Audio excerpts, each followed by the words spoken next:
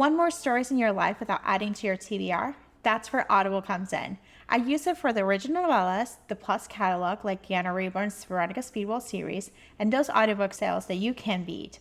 Right now, Audible has a special offer for new and returning members. Click the link in the show notes to see what deal you'll get and start listening today.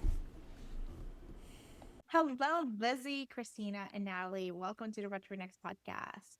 Thank you Hello. for having us. Hi. Yes, thank you.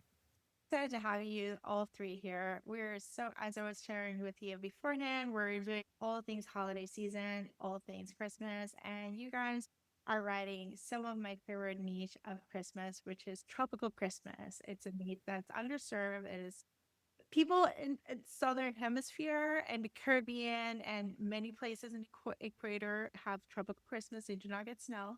So I really appreciate. So you all three are writing a series of Merry Mermaids holiday novella series. And so we're going to talk about how do you guys met, some of your books, about some of the holiday writing, and then some book recommendations. So first things first, we'll start with Lizzie and just tell us a little bit about yourself, and then we'll go for each one of you. Okay. Right. So I'm Lizzie. You might be able to tell from my accent that I'm British and live in the UK, which is why I was so glad when we worked out the timing for this that it wasn't in the middle of the night for me. I still would have done it. But I write what I call healthy relationships, but dark themes generally. Okay. I first met Natty before I wrote my book. She'd written her wonderful debut novel, See Her, and she was looking for a beta reader. And she thankfully picked me, and she's been my bish ever since. I love you, babe. And Christina, I think I met you through Natty, didn't I? I think it was through Erica and through a group on Yes. Instagram. Mm-hmm. Yeah. Keen Posse. Yeah, with all that now.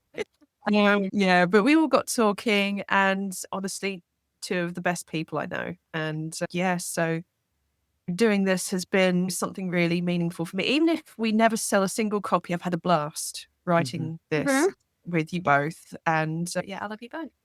Oh, You'll Stop. I'm getting all mushy. sell plenty of copies, but I'll be one of them. So, oh, nice. all right, so let's do Natalie since Lizzie met Natalie first, and then we'll do Christina. And Okay.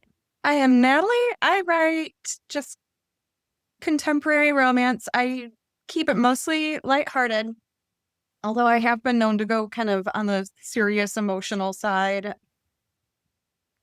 on occasion. But for the most part, I kind of keep it lighthearted, and I stick to mainly the blue collar cinnamon roll heroes. I like it. And Lizzie said, met her through, we were in the same writing group. Yes, we were. Yep.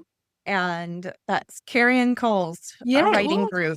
Oh, And she beta read for me, and like through that process, we just really bonded, hit it off. Just messaging each other daily just became this natural thing. And and then we met Christina through the now forbidden Peen Posse, a group we were all in that got a lot of flack.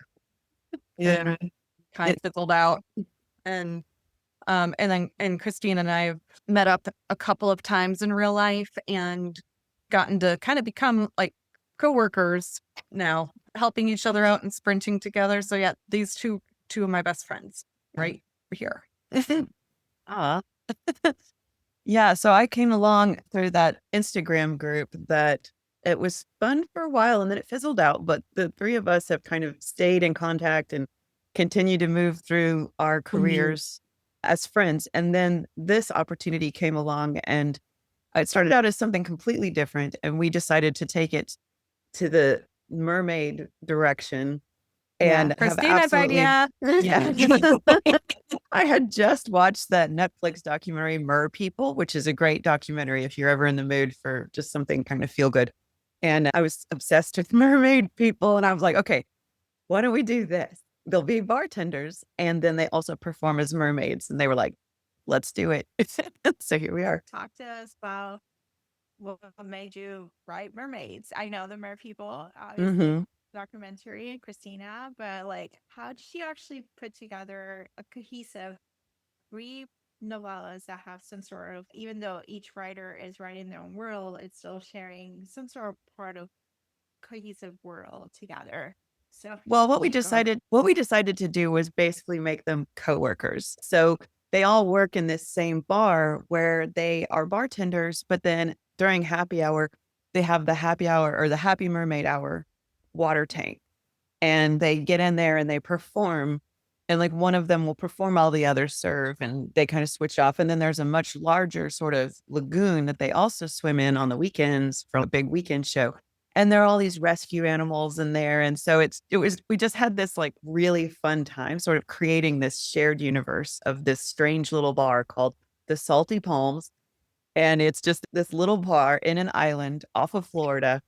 And once we imagined the shared universe, then we could figure out where our characters that we wanted to create existed within that. And it was just this sort of like small island, sort of small town, but an island community. And so it was really easy. We have mine is a paramedic, Natalie, hers is the sheriff. And so we've got, and then Lizzie, hers is the like boat captain who sort of like ferries people to the mainland. And it all kind of just fit together in this great little community that we created.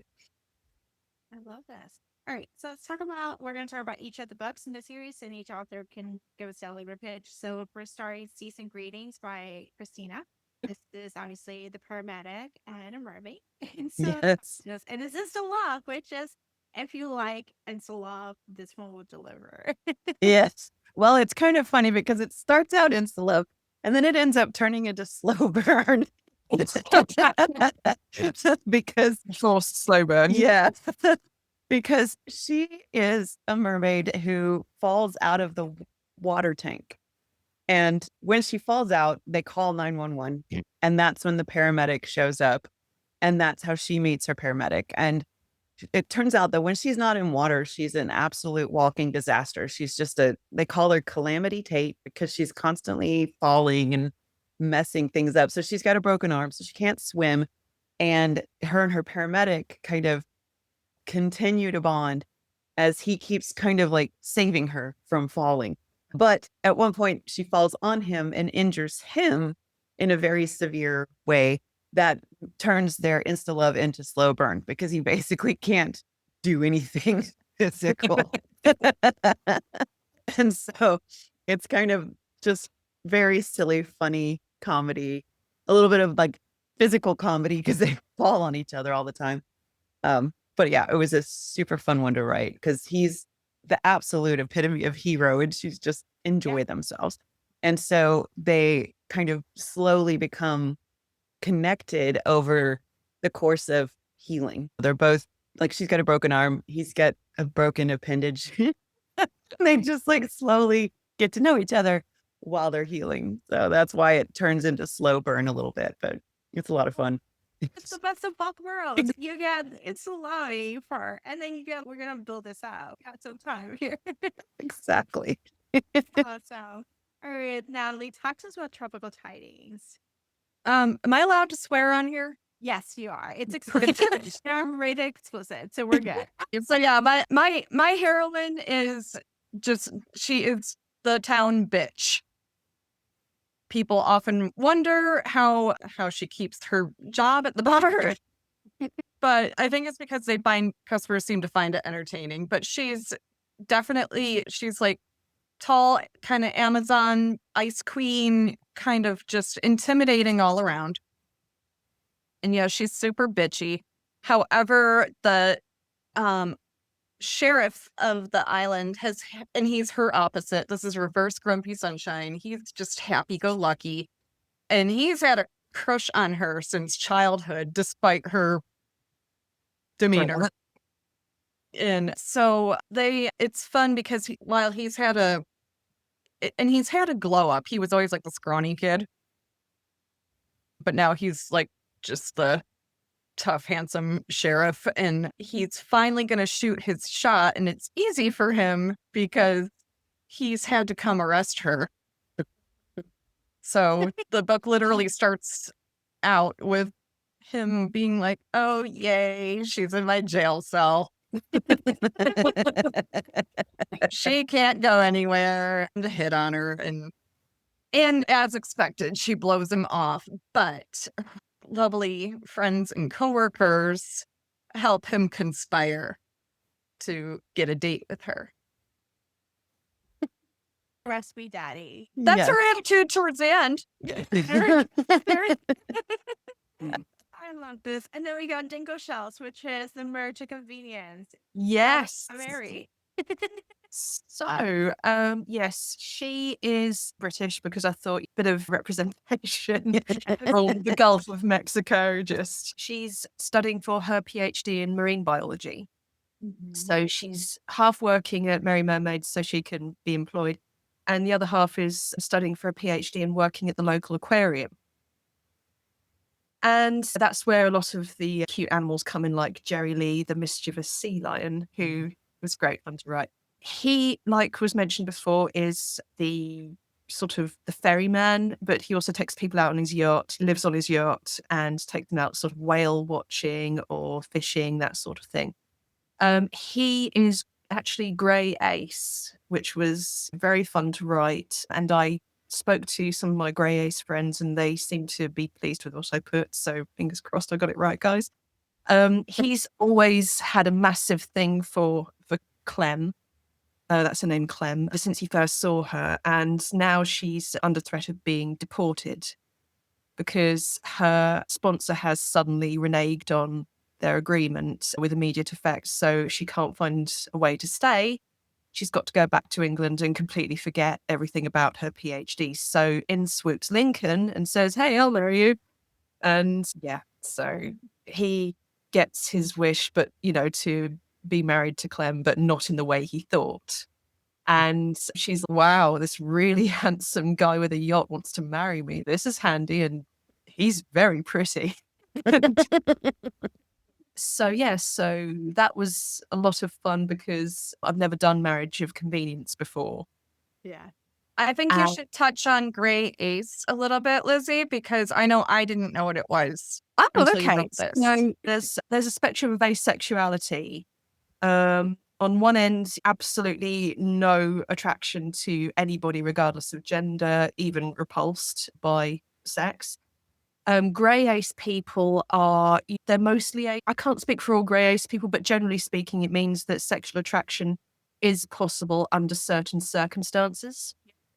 Like some people are Grey Ace because they're demisexual, which means that they need to get to know somebody in order to experience attraction. They don't just feel it physically, they get attracted to the person.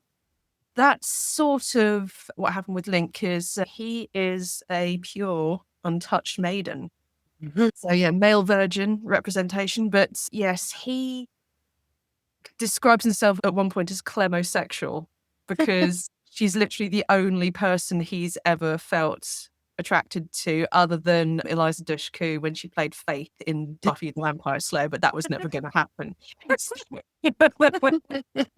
But yeah, so that was, I always like to try and bring some sort of representation to what I write, because my whole shtick is that everybody deserves whatever happily ever after would be best for them.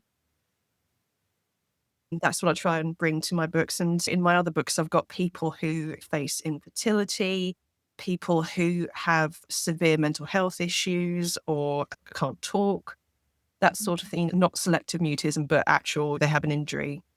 It means they can't talk. And everybody deserves a happily ever after, apart from Peter.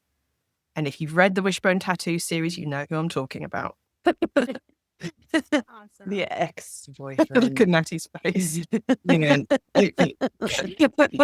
I love to have a villain to hate. Mhm. When I'm the reader, I love having just someone to absolutely hate on, because then I just enjoy it so much when they get their just desserts. And Mhm. Yes. I love to root for a villain to just go down the rabbit hole and just do terrible things and then just have this just God with the life you deserve. You reap Mhm. Yeah. yeah, Reaping what you sow. And sometimes you're gonna have fuck around and find out. Oh, yeah. Mhm. Well, yeah. I think that's against even all of our books, really, isn't it? Just Yeah. they flow. Yeah. So let's talk about your backlist or other books for readers to pick up after reading some of these holidays, because I feel like this is a great way to get a sense of your writing style with your novellas. So talk to us about like where did they get where readers can get started if they want to go into your backlist. Let's start with Natalie, and then I'll go Christina and then Lizzie. So I think if you were to read Tropical Tidings, my book too, and you wanted to read more of my backlist, I would say maybe kind of start from the most recent, actually, and maybe work your way back. Because my most recent release is called Fast and Dirty.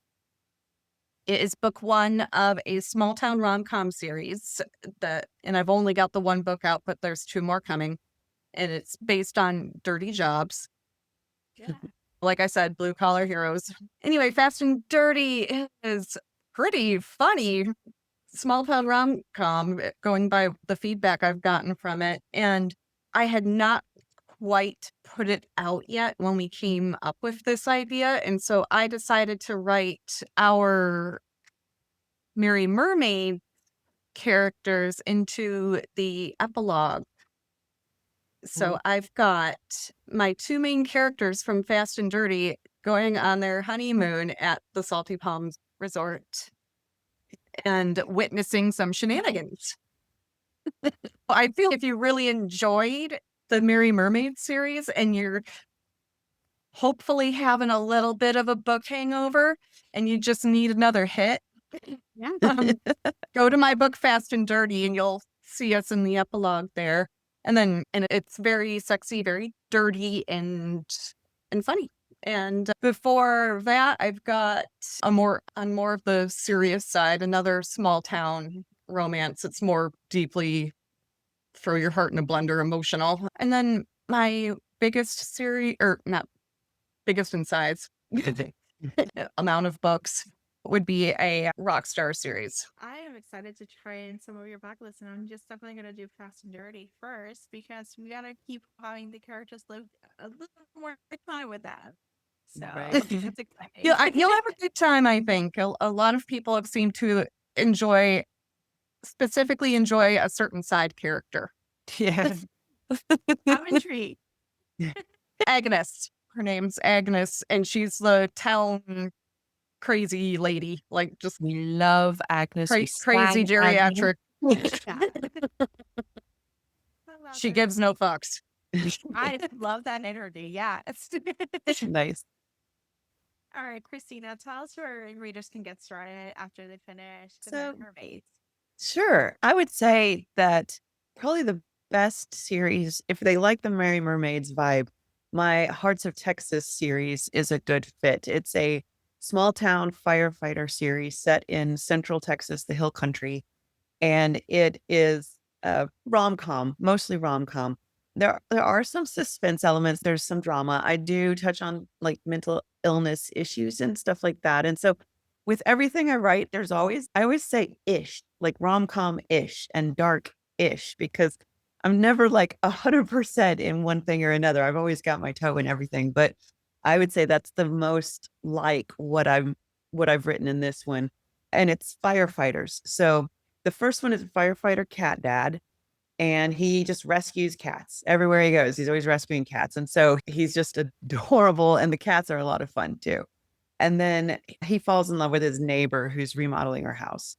And then the second one is a second chance female firefighter and her like childhood boyfriend who went off to war and came back a single dad. And then the third one is male dog dads. And so it's just, they're all dads in some way and lots of animals and cute kids. And so that was a lot of fun. And so there's a lot more comedy in that one. My debut series, Lost in Austin, I'm in Texas, if you can't tell. I'm in Austin. So I started with the Lost in Austin series, and that one is a lot more emotional, like the Heart in a Blender kind of series. And it kind of starts out with a woman who's married and not happy. And so she and her husband open their marriage. Hijinks ensues. 4 books later, you've got 4 different happy endings that weren't where we started. And it's just a lot of a lot of drama. I'm excited too because that one's about to come out on audiobook. So if you're an audiobook reader, definitely check that one out. Oh my gosh, I am excited. I'm going to pre-order those audiobooks for sure. Awesome. Awesome. Lizzie, tell us where one of our leaders can get started from your. So, yes, if you want another short read, because it's the end of the year, we're all trying to get our reading goals, and you want the same sort of rom-com vibe, then That Perfect Fit by me it's fun. It's about 12,000 words, so it won't take you it would take about an hour to read. Can I speak on that one? Yes. That one is comedy genius. It's very good. No one can. No, Lizzie, I say it all the time. Lizzie's a comedic genius. Just she comes up with these sayings and these descriptions that never would have entered my mind. And there's just this one line that I read in that book that like dropped the book, head tossed back, shoulders shaking, laugh. I think I know the line you mean, and thank you. No, it was Thinking about- genius. Just Yeah. no, it's a quick read and it's I'm telling you, do yourself a favor. Thank you. That's really Read that one. Also, the hero in that one is unique. Mhm. In what was Mhm. But he's a perfect fit for the heroine. Yes, he is, and that's all we're going to say on that subject. But trust me, it all works out well. And other than that, there's my Wishbone Tattoo series, which is set in a tattoo shop in the British seaside community of Foxton-on-Sea, which is absolutely not Brighton. It's not Brighton. Nothing like it's based on Brighton.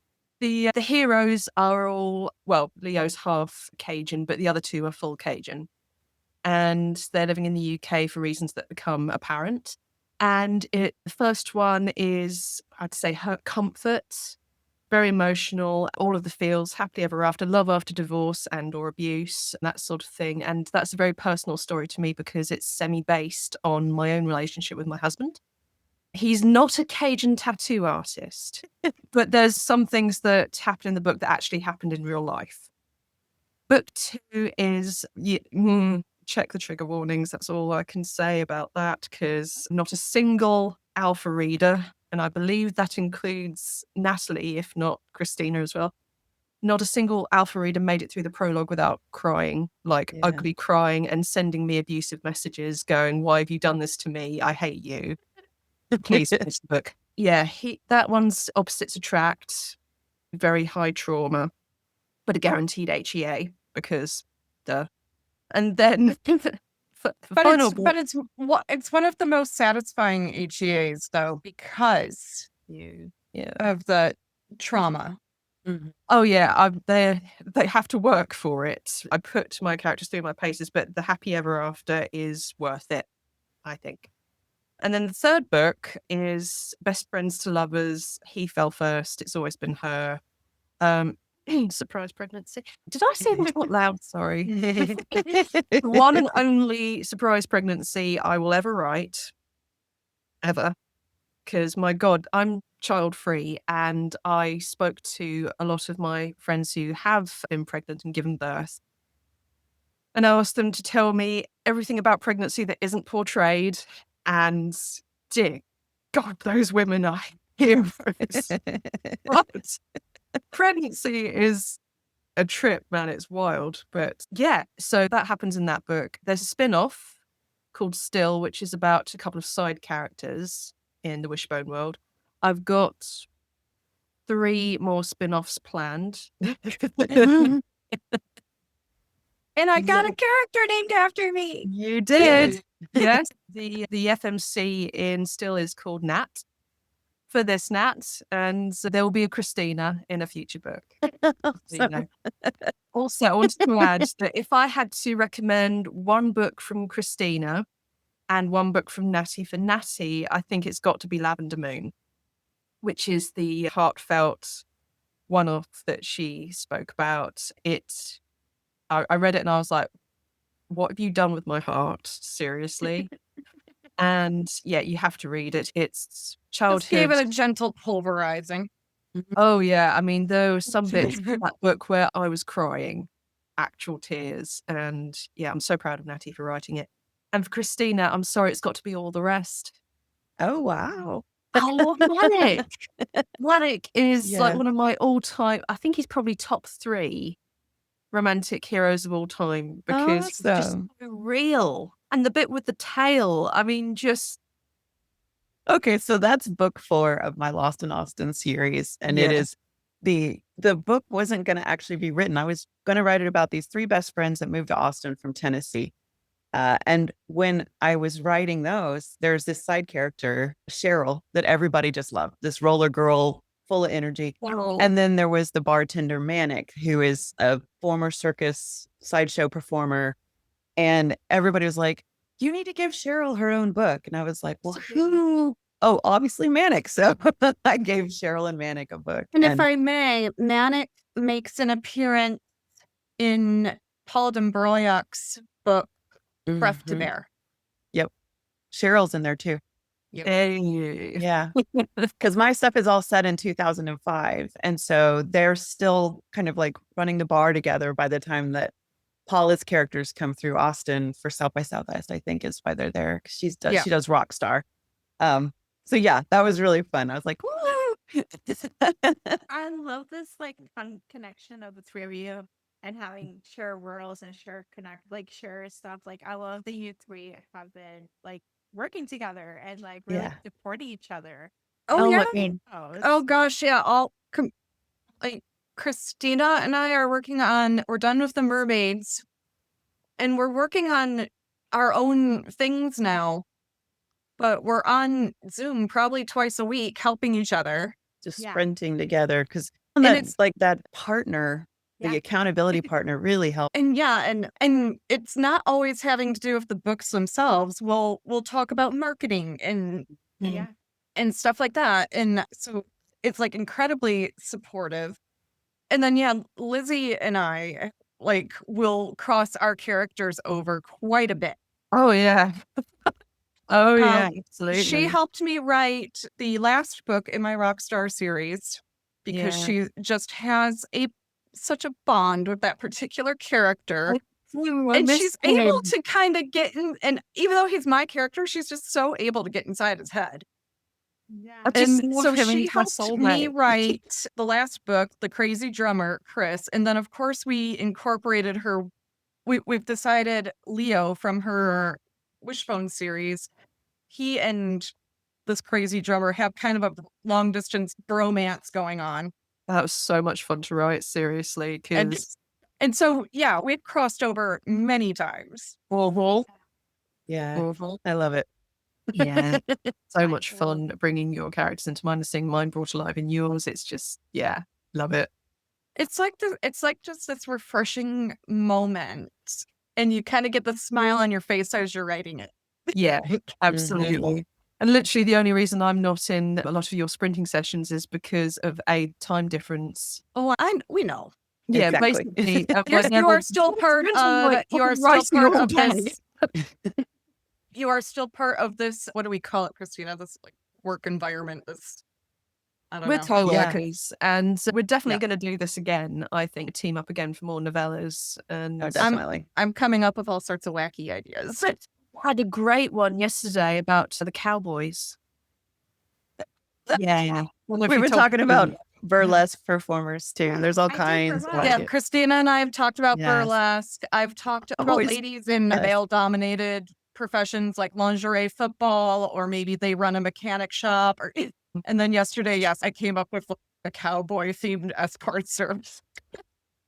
We got plenty of ideas. So Yeah. I really love the fact that you 3 of you came together, wrote this 3 novellas, and I got to meet with the 3 of you. And I now have 3 separate backlists to dive into, and love the cross-pollination of the world is happening. And I know my readers will love to have this experience because we love connecting with series, we love connecting with characters, but it's kind of like I wanted to see other characters and other authors' books. It's like, I read this person. This is my friend. Yeah. It is.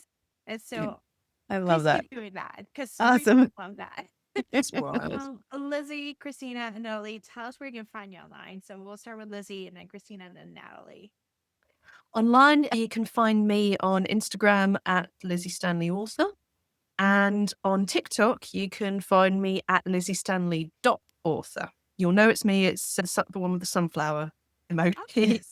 Yeah, that's where you'll find me. And and if you want to send me a peppermint slice recipe, because I need one, or you want to tell me that you love my book or that my book sucked or anything like that, then lizziestanley.author@gmail.com. I love hearing from people, so please do. And I'm online at christinaberry.com.